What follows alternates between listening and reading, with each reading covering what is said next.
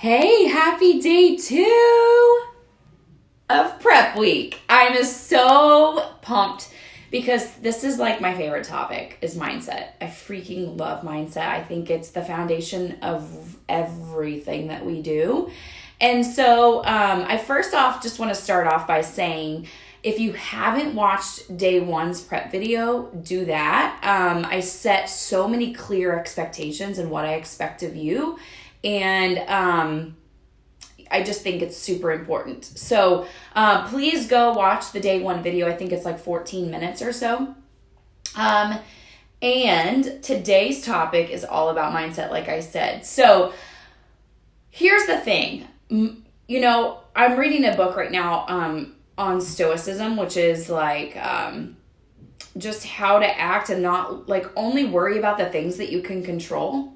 And the things that are outside of our control, just realize like it's not the things that bother us or it's not the things that are controlling us. It's our reaction to the things. And so one thing that he said, hey Karen, one thing that he says in the book is that like, which was the first time it totally hit me this way, is that the only thing that we can control is our mind. That's it. Our bodies we can't control. Like think about it. Dean and I were talking about this. Like he's going through an open heart surgery. Like he can't control the fact that he was born with that heart, but he can control how he responds to it. You can't control if you're 5'1" like myself. Lie, Kelsey, at 5 foot. Okay. I can't control if I'm 5 foot or if I'm 6 foot. You can't control those things, but what you can control is how you think about those things. It's your response to those things. And so every day, as I'm sitting in my morning routine, which we'll talk about in another prep video, I'm always thinking, okay, what are the things that are in my control? Here's what you can control. Your attitude, the fact that you're wearing a smile. You can control if you're happy or sad. Did you know that? You can control if you're overwhelmed or not. You can control if you get in a workout. You can control with every decision that you make if it's going to propel you forward and closer to your goals or if you're pushing yourself further away from your goals. So every time I am about to make a decision because I'm emotional, I'm learning to say to myself, does this serve me? Does this serve the person that I am becoming? Does this serve me long term in my goals? So example, I'm stressed, I'm overwhelmed, I'm feeling all the feels, right? And I'm making this decision to feel that way because my kids are crazy, right?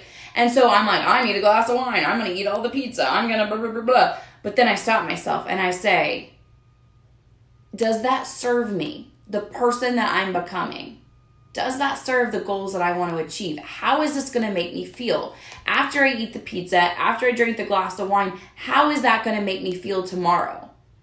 And so I want to challenge you as you're going through the upcoming program in the weeks is to constantly ask yourself, what can I control here? Because if you can't control it, don't worry about it and figure out how in the situation, what part you can control. And so, sick kids, again, you can't control if people get sick.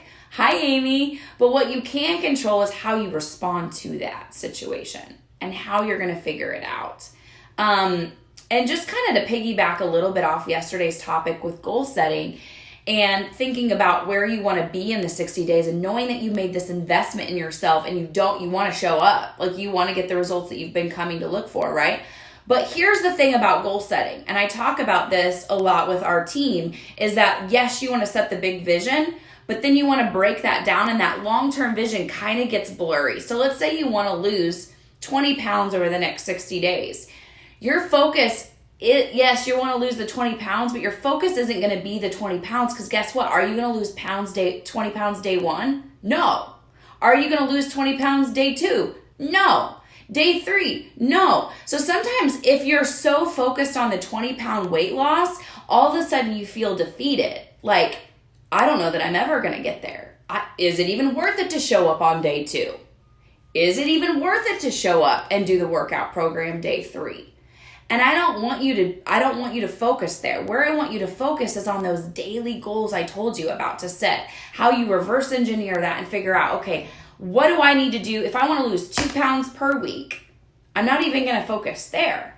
I'm going to focus on the daily activities that I need to do every day to achieve that 2-pound weight loss per week goal.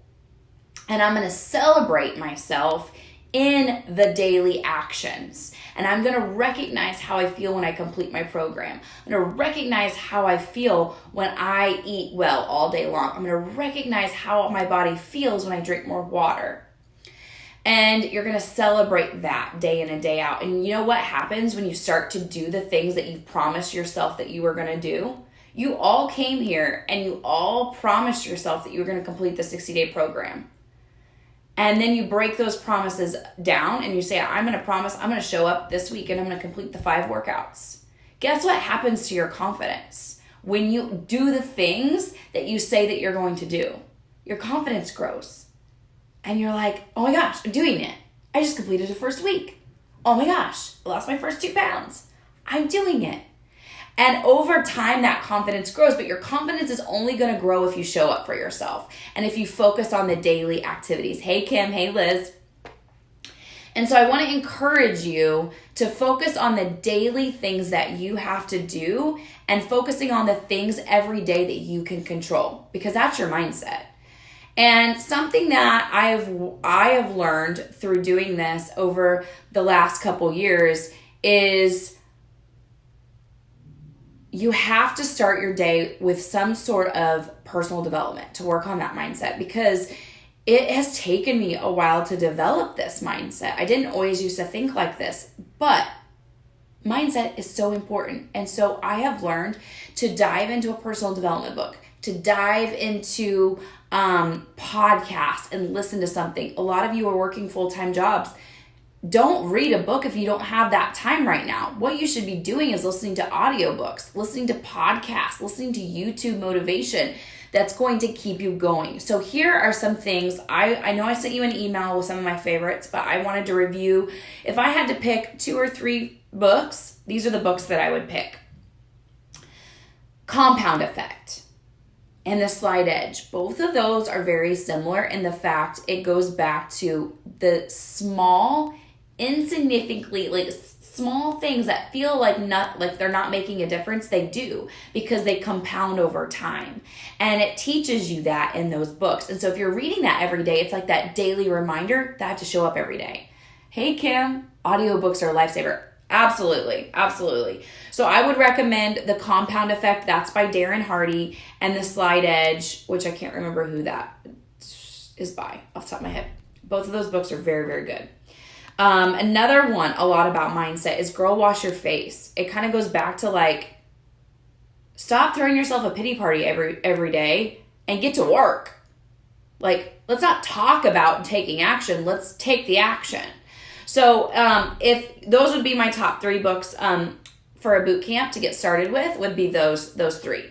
Podcasts, and you can do those on Audible too. Like, you can download the Audible app and download those books and listen to them. So you can physically read or you can listen. Podcasts, I would suggest The Shalene Show, and I just dove in there to see like what she's updated recently. The 2 that I would start off with is The Best Mindset and Motivation from 2019. And then her 10 questions to have the best year yet. So those would be 2 podcasts. It's The Shalene Show, and then the specific titles of the 2 podcasts are those. And then also the Life School podcast by Brooke Castillo is good. It's all about life. And she's a life coach. And she walks you through like how life, right?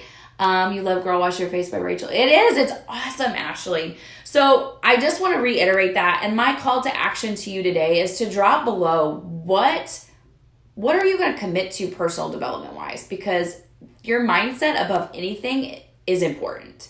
And it's going to keep you going. And it's going to keep you reminding yourself why you're still here next week and the week after that and the week after that. And of course, I will be here too. But there's that sense of like doing it yourself and at least fitting in 10 minutes a day that's going to be critical to you. So pick a podcast, pick a book, comment below what you're committing to, and I can't wait to hear. I'm just so pumped to have each and every one of you to do this with. So we'll see you tomorrow for day 3 of prep. Have a great day, guys.